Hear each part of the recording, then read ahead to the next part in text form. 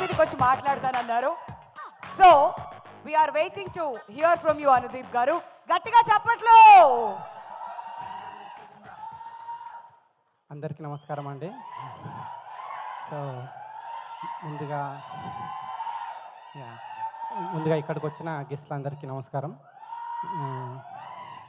ఎప్పటికప్పుడు వైవిధ్యభరితమైన సినిమాలు చేస్తున్న శ్రీ విష్ణు గారికి ఈ సినిమా మీ గెటప్ చాలా బాగుందండి. గెటప్ కానీ ఇది కానీ ఈ సినిమా మీకు మరో హిట్ కావాలని, మళ్ళీ హసిత్ గోలి గారు రాజరాజ చౌర తర్వాత మళ్ళీ ఇంకో సక్సెస్ కావాలని, రీతు వర్మ గారికి దక్షకి ఆల్ ద బెస్ట్ చెప్తాను నేను. తర్వాత ఎప్పుడు వరుస సినిమాలు చేస్తున్న పీపుల్ మీడియా ఫ్యాక్టరీ విశ్వప్రసాద్ గారికి కంగ్రాచులేషన్స్ చెప్తూ ఇది ఇంకో హిట్ కావాలని కోరుకుంటూ థ్యాంక్ యూ. అందీప్ గారు ఒక్క నిమిషం అండి. సో నేను ఎలానో కొన్ని పదాలు అడిగితే మీరు చెప్పలేదు కాబట్టి మీరు ఇప్పుడు మా ఆడియన్స్ కోసం ఏదైనా ఒక అచ్చ తెలుగు పదం నేర్పించవచ్చు కదా. మీరే సార్, మీరు నటిస్తారా సీరియస్గా ఇలానే ఉంటారు? నాకు ఇప్పటికీ అర్థం కాదు సార్.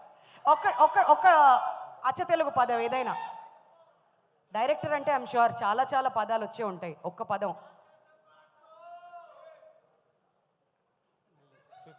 మళ్ళీ ప్రిపేర్ అయ్యి వస్తారు. సరే ఇంకొక క్వశ్చన్.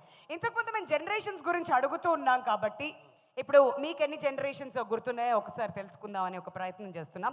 మీ నాన్నగారి పేరు? విశ్వనాథ్ గారు. ఓకే, వాళ్ళ నాన్నగారి పేరు అంటే మీ తాతగారి పేరు? చాలా మంది రైటర్స్ కూర్చుని ఉన్నారు ఇక్కడ.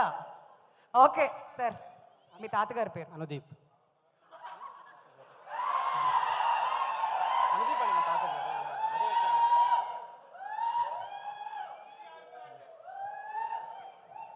ఓకే, వాళ్ళ నాన్నగారి పేరు మళ్ళీ విశ్వనాథ్ గారు అని మాత్రం చెప్పకండి చెప్తున్నాం. సందీప్.